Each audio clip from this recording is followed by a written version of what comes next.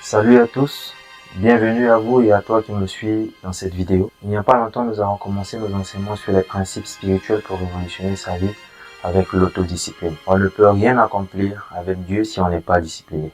Aujourd'hui, nous abordons notre troisième principe pour révolutionner sa vie avec Dieu qui a pour titre la connexion divine. Généralement, lorsque nous avons besoin d'avoir accès à Internet, nous avons besoin d'un fournisseur d'accès à Internet. Dès que la connexion est établie, nous pouvons aller sur n'importe quel site et chercher ce que nous désirons. Alors, beaucoup de personnes se posent la question par rapport à comment être en connexion avec Dieu. Il est important de comprendre cela. Je t'invite avec moi à lire le livre des Psaumes, le chapitre 100. Il est dit, Psaume de louange. Poussez vers l'Éternel des cris de joie, vous tous habitants de la terre. Servez l'Éternel avec joie. Venez avec allégresse en sa présence. Sachez que l'Éternel est Dieu. C'est lui qui nous a fait et nous lui appartenons. Nous sommes son peuple et le troupeau de son pâturage. Entrez dans ses portes avec des louanges, dans ses parvis avec des cantiques. Célébrez-le, bénissez son nom. Car l'Éternel est bon, sa bonté dure toujours et sa fidélité de génération en génération. Lorsque nous parlons du parvis, nous parlons aussi du tabernacle. Lorsque nous parlons du tabernacle, nous parlons de Moïse. Lorsque nous parlons de Moïse, nous parlons de l'Ancien Testament. Le tabernacle, c'est une représentation physique des choses spirituelles. Tout ce qui a été donné à Moïse concernant la construction du tabernacle a été un symbole. Il y a beaucoup d'éléments sur le tabernacle en passant par ses couleurs, les dimensions,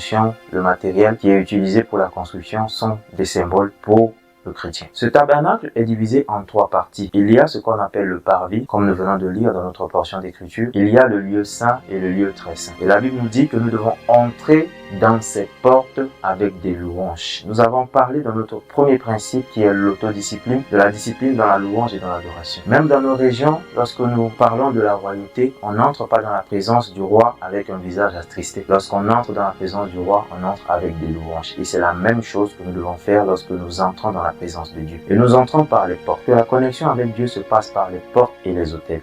Parce que dans le parvis, il y a un autel. Et à côté de cet autel, il y a un vase d'airain.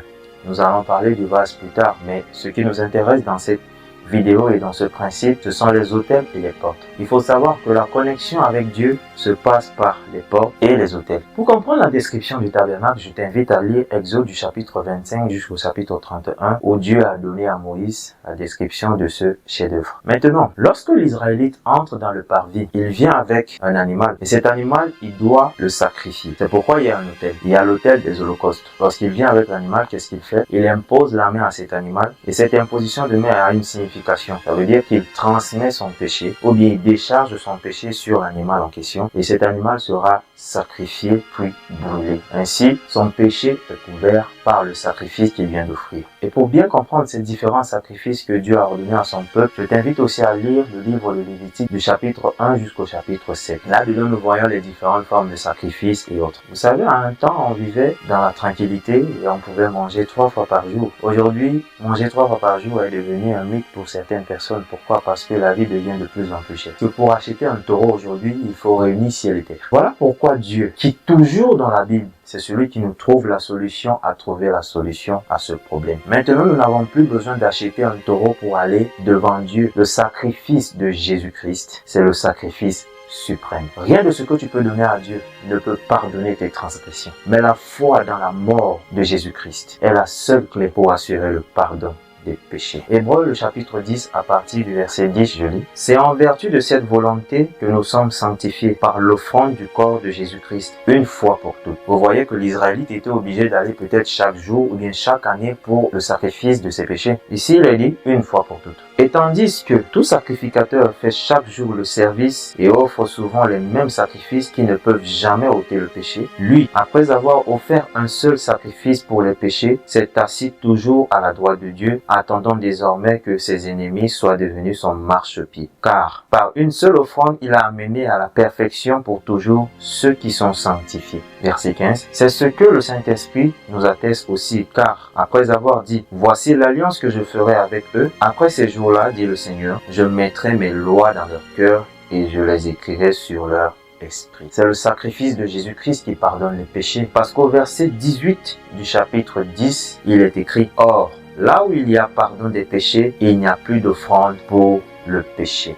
Ça veut dire que nous n'avons pas besoin d'aller au marché et d'acheter un gros bélier pour venir brûler devant Dieu afin que nous puissions être pardonnés de nos péchés. Donc, la première chose, c'est le sacrifice de Christ. Lorsque tu pars à la mairie, par exemple, on te délivre l'acte de naissance. L'acte de naissance, ce n'est pas ce que tu vas utiliser et qui sera conservé par celui chez qui tu vas déposer un dossier. Généralement, on utilise la photocopie. Et lorsque nous déchirons ou bien nous détruisons la photocopie, cela ne change rien de l'original. Aujourd'hui, le tabernacle n'existe plus, mais les principes de Dieu existent toujours. Si nous fouillons le tabernacle sur la terre, nous n'allons pas le trouver. La Bible nous dit que ces choses étaient les figures des choses à venir. Ce sont des choses temporaires. Le sacrificateur finit le sacrifice, il part se laver pour se purifier. Nous voyons ici que c'est l'œuvre de Christ, la parole de Dieu qui nous purifie. Mais après cela, il entre dans le lieu saint. Nous n'allons pas faire une étude du tabernacle, une étude théologique du tabernacle, mais en fonction de notre thème, nous allons voir ces parties. Entre le lieu saint et le lieu très saint, il y a un rideau. Et avant d'arriver au rideau, il y a un autre autel qui est présent. C'est l'autel des parfums. Ce n'est pas mauvais de sentir bon. Lorsque nous sommes en présence des autres, il est bien de s'embaumer et de mettre les plus beaux parfums.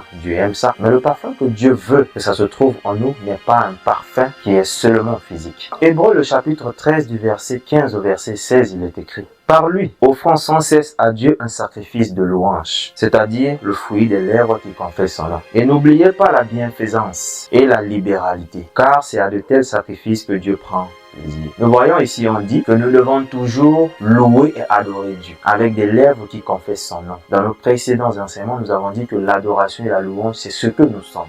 Parce qu'on ne peut pas venir louer et adorer Dieu alors que nous-mêmes, nous ne reflétons pas la gloire de Dieu. Maintenant, il est dit ici, n'oubliez pas la bienfaisance et la libéralité, car c'est à de tels sacrifices que Dieu prend plaisir. Il y a des choses que tu dois faire à ton niveau pour entrer en connexion avec Dieu. Parmi ces choses, nous avons la bienfaisance et la libéralité. Nous ne travaillons pas pour être sauvés, mais nous sommes sauvés pour travailler dans le royaume de Dieu. C'est pourquoi ce principe de la connexion avec Dieu se passe par la porte qui symbolise les louanges et les adorations. Le premier sacrifice qui se passe dans le parvis, c'est l'œuvre de Christ. Apocalypse, le chapitre 8 du verset 3 au verset 4 dit ceci: et un autre ange vint, et il se tint sur l'autel, ayant un encensoir d'or. On lui donna beaucoup de parfums, afin qu'il les offrît avec les prières de tous les saints sur l'autel d'or qui est devant le trône. Il y a des prières que lorsque nous les adressons à Dieu, nous devons les accompagner de parfums, qui sont la bienfaisance et la libéralité. Comment peux-tu demander quelque chose à Dieu sans que toi-même tu ne sois capable de donner aux autres? Dans l'Épître aux Philippiens, le chapitre 4, à partir du verset 17, l'apôtre Paul pouvait dire ceci: ce n'est pas que je recherche les dons, mais je recherche le fruit qui abonde pour votre compte. J'ai tout reçu et je suis dans l'abondance. Un véritable serviteur de Dieu, ce qu'il recherche, ce ne sont pas les dons. Ce qu'il recherche, c'est de voir la vie de Jésus-Christ dans la vie de son peuple. Mais Paul dit ceci: j'ai été comblé de bien en recevant par Épaphrodite ce qui vient de vous comme un parfum de bonne odeur, un sacrifice que Dieu accepte et qui lui est agréable. Vous voyez, un enfant de Dieu qui connaît les principes de Dieu, il ne se tiendra jamais dans une assemblée et dire que